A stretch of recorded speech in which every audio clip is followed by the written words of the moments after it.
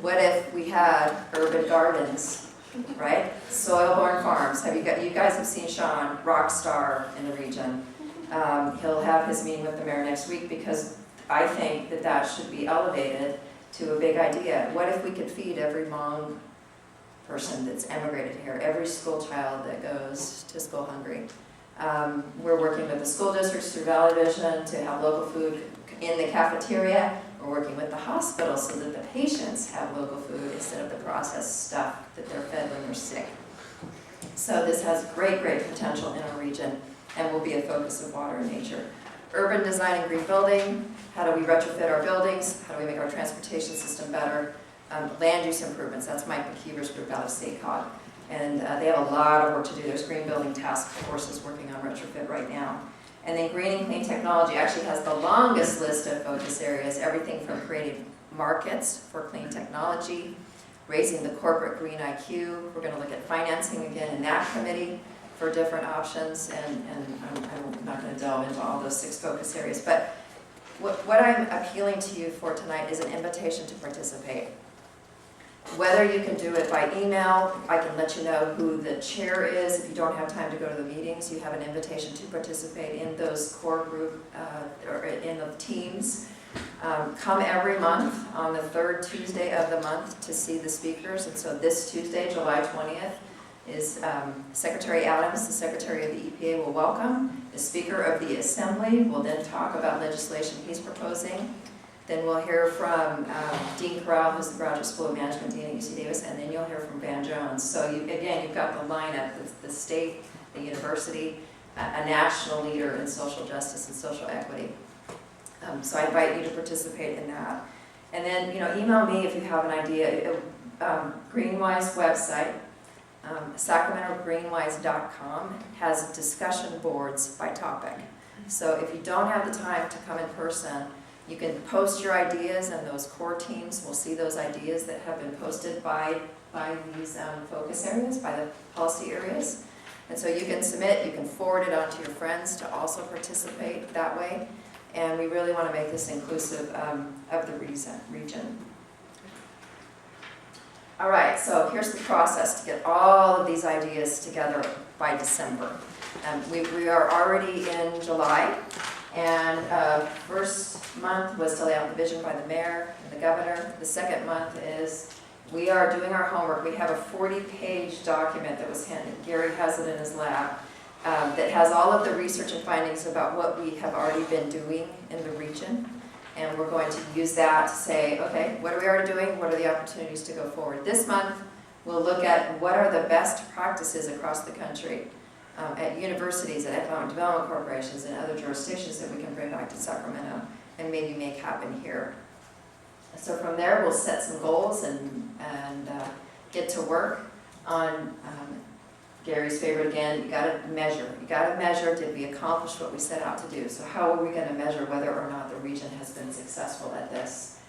Then it's the implementation strategy. So who's going to own this after the mayor gives the big State of the City speech in January? Where is it going to land? Who's going to make things happen? That's the implementation strategy. And then we'll all be reviewing a draft action plan, which we'll spend many hours writing, I'm sure Gary and I. And so the final action plan is due in December. It's an 8-month process. It's very aggressive. It will have lots of information in one place.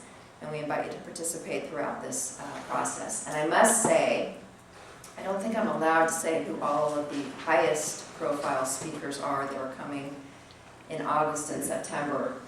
But I was fighting over this afternoon when I was in the mayor's office talking to him at 5, can I please be the chauffeur to pick the people up from the airport and have them trapped in my car for an hour so that I can have them all to myself, right? I said, I'll just drive to Chico and back. We'll be back in time for the session because I am dying to meet these people in person.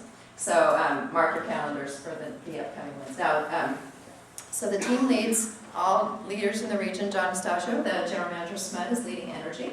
And they meet once a week here with their core team. Bill Walden, how many of you have ever heard of Technicon? They're at McClellan, yes. And they do testing so that companies can commercialize their products. So it's one of those, it was kind of left over from the McClellan Air Force Base, very high temperature testing. And so we visited their space last week.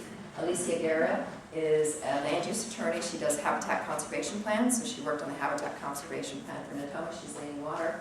Mike McKeith from SACOG, and then Dean Stephen Corral is leading the Green and Clean Tech team. So we have some really great high-level people involved in this. And then these are the advisors for the big ideas, and I won't read through that list. But people like Jerry Blumenthal, who's Region 9 Director, and Linda Adams, who's going to help us cross-check all of this information and bring their resources to us. And then there's the staff list. So we're working all the time on this initiative this year. You can email me, and I'll give you my email at the end here, and I have some business cards for that. And then with that, we're going to go back to the homework assignments. So, big ideas. I'm going to tell you a couple here. Number one, smart grid, of course. That's going to be a big idea that comes out of this, is implementation of smart grid. I already talked about financing of improvements through some creative ways that have never been done before. We have the organic idea, so what if we divert all organics out of the waste stream, right? We have the edible city idea. Anybody else want to offer something that we can discuss with Mayor Johnson when we see him Monday morning at 8 a.m.? If you don't want to raise your hand right now, feel free to email Gary and I, but I'd love to hear it, yes. Highest use of bicycles and electric vehicles. Okay. Solar-powered electric vehicles. Okay, so Solar rechargeable. solar rechargeable, so highest use of bicycles and electric vehicles. And neighborhood electric vehicles. And neighborhood, you know what, that has been something that has come up in Roseville because there's a Sun City they've been asking. Lincoln has already changed state legislation to allow that, but Roseville, the Sun City folks want to go to the grocery store in their golf carts, yes. And along with using bicycles, safe pathways for the bicycles, not riding in the car lanes. Yeah, so separate class one, Yeah, separate bike lanes. And safe routes to schools. yeah, that's a big one. Okay, yes, We had a car share program. Yeah. car share, the zip car or the car share. There is a fellow who's supposed to be able to contact on that. Okay, so that's already, that program's already being developed, but we need some Yeah, in the city. push behind it, okay? Yeah, Car share, okay? yeah. And Dave Jones just did some legislation too on that. And I would like, in Santa Cruz, we had a homeless garden project. And if you could have like a sustainable shelter complex for homeless people, should any of us be in that situation? Yeah. Well, that crosses the other initiative, one of the other initiatives that the mayor had last year, right? Which was homelessness. Yes. So Yeah. giving people the gift of being able to take care of themselves is a huge one. Yes. I'd say the inclusion of diversity. Well, again, I think it'd be great to feed every Hmong immigrant. I think it's better to teach them how to feed themselves.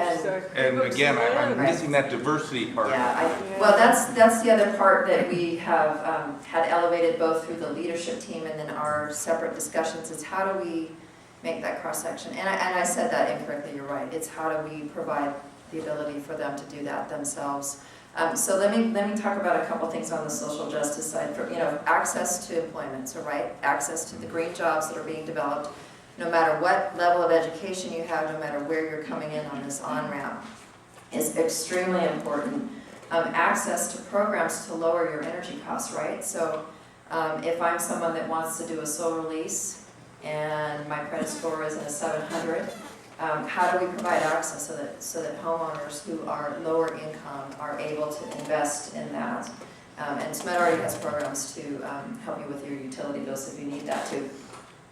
Another one that has been brought up by Pat Fong-Kushida in that area, right, Asian Chamber, is if utilities have a general order to purchase 20% from green businesses, how do we qualify businesses to be green, whatever that criteria is, right? So how do we train small businesses in our region to be able to meet their criteria and be qualified for Rose Electric, SMUD, or PG&E to purchase from them? And so, believe me, she's on a mission to make that happen, and that will be part of this. She's my boss. So All right, did I get that right? Did I repeat it right? Yes, you did it great. Right. She'll be proud. So, thank you. Through the business license process. Well, it's a training opportunity, right? It's training, it's collaboration, it's forums that Sacramento Sustainability Forum can host, it's forums that the chambers can host. But we want to make sure that it's not just those, who are already part of this, have access to those opportunities in the future. And I should mention that is our January topic is the triple bottom line in business, and so fit those pieces together. And then it's also creating a market. So, we want to make sure through that supply chain audit that we're buying locally and we're buying green. And it's a way to, do that all the way up and down the line. Okay, anybody else on social justice or big ideas? Yeah, incentives for insulation of older rental units that landlords don't care to insulate or do anything about. So, Excellent, yeah. So we look at the pre-Title 24 housing people are stock paying and a lot buildings. for energy because the owners don't care to Yeah. provide basic It's a rental insulation. property. Right, look at that World War II bed. Yeah, Throws the- okay. Yes. I don't know where it fits in your structure, but I think we need to include youth, empower Mhm. them, and encourage them to come up with their own projects, because they're the one, in 8th grade, 9th grade, through high school, they're the ones that are gonna take this on. Minds are free. So we saw some of them come to the Alec Lohr's presentation at the mayor's second initiative, and on my list of things to do once we get it through Tuesday, and a couple of other meetings we have, which is for the first time to convene economic development directors with sustainability managers and try to align the climate action plans with economic development strategies, is now to go to the private businesses. And what if we had every AP environmental science teacher get together, right? And figure out how do we teach this curriculum at the AP environmental science classes. Start with them. So I'm familiar up in Roseville with Wood Creek High School has an AP environmental science program. We had 7 youth commissioners on the Roseville Sustainability Action Committee, and I swear to God, Jared from Wood Creek at Earth Day could do the spiel about sustainability better than the consultant or I could, and he's 15. So Jared came to the mayor's initiative, and he's one of the ones that I can see standing where I am, 10 years from now. Yeah, a lot of high schools are moving in that direction. Forest Hill High School up the hill is moving forward with it. And a lot of them have been in touch with us about how do they get involved with photovoltaics at the junior high and high school level. It's a difficulty for them right now, but the ROPs are starting to get involved with that as well. Right, so workforce on the ROP side, it's teaching on that side, and then it's volunteer and service projects, which is another way to overlap the mayor's initiatives, which is volunteerism, and the green coordinator sits right next to the volunteer coordinator in the mayor's office, and they're always going back and forth on. So Bank of America has how many thousands of employees in the region? We met with them because they have a huge green initiative, and they said, we've done every creek cleanup we can do. What else do you have for us on the green side? So we need to come up with those activities both for the youth and for the businesses to say, you know what, on Friday afternoon, once a month, we're going green. We're going to go do some volunteer green activity. Perfect way to involve them. Yes. If they're all creeks are cleaning, start on the roads. You know what? That's true. That's true. I think they were just saying they wanted some diversity in volunteer opportunities, not that there wasn't a need to keep going back. Yes. In terms of big ideas, you mentioned the edible city. What about the renewable city in terms of municipal composting within the city? I mean, the waste that we generate in terms of consumption of food is huge. I mean, It is. San Francisco, Santa Barbara, they have municipal waste composting systems in place, and we're the capital, we should be right there with them. So some of that is happening like up in Placer County where they have a material recovery facility. There's green cans and Yeah. they separate it out. But you're right, the potential to do what we're talking about, which is actually remove that from the waste We stream have a and lot put of it to open some space here that we purpose. could utilize for composting, stuff that would not go into the landfill. Mhm. We could generate biogas. There's huge potential here. Yes, there is. Okay, yes. I'd like to see Sacramento become a hub of experimentation in green building and to loosen up regulations, at least have some places where some real cutting edge design and some ideas can be tried, involve universities in monitoring and documenting it.